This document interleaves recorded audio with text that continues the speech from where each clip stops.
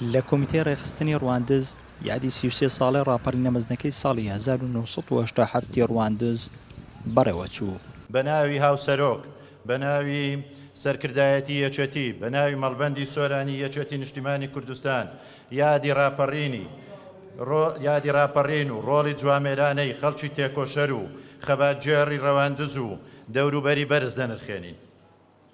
کەنەوەکانی میری گەورەی سۆران لە شۆڕشی نوێی گەلەکەماندا بەڕابەرایەتی سەرۆک مامجەلال پێشەنگ بوون لە تۆمارکردنی داستان و ئەو نەبەردیە کەم وێنەیە و لەو پێناوەشدا فەرماندە و پێشمەرگەی قارەمان و چاو نەترسیان بەخشیوە.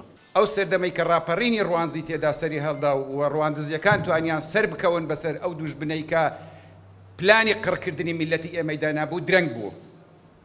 ئەجینا من دڵنیام ڕواندز دەبووە وێستگەی یەکەمی قۆناغی یەکەمی ڕزگارکردنی تەواوی شار و شارۆچکانی کوردستان.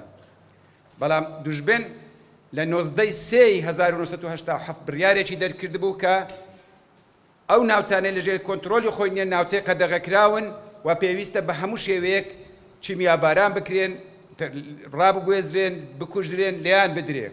ڕاپەڕینی ڕواندز سەروەریەکی گەورەی مێژوویە لە دیرۆکی پڕشنگداری گەلەکەماندا و ئەنجامی ئەو ڕاپەڕینەش ڕزگاربوونی ڕواندز بوو کە ماوەی ساڵێک ناوچەی ئازادکراوی پێشمەرگە بوو. دیارە خەڵکی تێکۆشەی ڕەواندز بە درێژایی مێژوو هەمیشە داینەمۆی شۆڕشکردن و کوردایەتی و ڕاپەڕین بوون. نەکرد ڕاپەڕینی ساڵی 1970 کە ئێستا ئێمە یادی دەکەینەوە.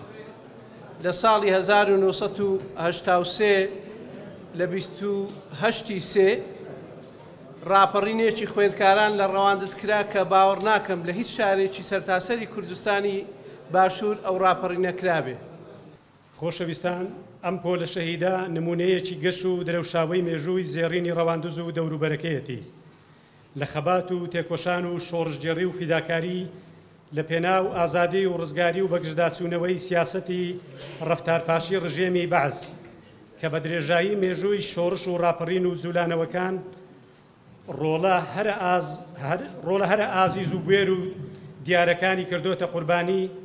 بەهۆی هەوڵدانی بەعز بۆ ئەنفالکردنی دانیشتوانی دۆڵی ئاکۆیان، دانیشتوانی ڕواندز بە هاوکاری پێشمەرگەکانی یەکێتی نیشتیمانی کوردستان لە ساڵی 1987 لە 95دا ڕاپەڕینیان ئەنجامدا و بەعسیان لە شار وەدەرنا و بۆ ماوەیەکی زۆر ڕواندز بەدەست پێشمەرگەوە مایەوە. ئەم ساڵ زۆر قەرەباڕمان نەکردووە بەهۆی ڤایرۆسی کۆڕۆناوە و پابەندبوون بە ڕێنمایەکانەوە. ئەگەرچی دەستکەوتی ئەم ڕاپەڕینە زۆر بوون، بەڵام 2000 دوای شکانی سوپای عێراق لە دۆڵی ئاکۆیان لەلایەن تیپی 12 و تیپی 19 یەکێتی نیشتیمانی کوردستان ڕژێمی بەعز دەستی کرد بە ئەنفال و ڕاگواستنی بەشێکی شاری ڕواندوز. 21 خانووی خانەوەدەکانی پێشمەرگیان خاپور کرد، 150 هاوڵاتیان دەستگیر کرد کە 21 کەسیان لە سێدارە دران و حکوم دران. 13 قارەمان و تێکۆشەری ڕەخسنەکانی یەکێتی نیشتیمانی کوردستان ئەنفال کران کە تا ئێستاش بێگۆڕ و بێسەر و شوێن و وەکو هەزارانی تر لە هاو نیشتیمانیان زیندە بەچاڵ کران. بڕوابرا دۆستی گەلی کوردستان، قەزا ڕواندوز.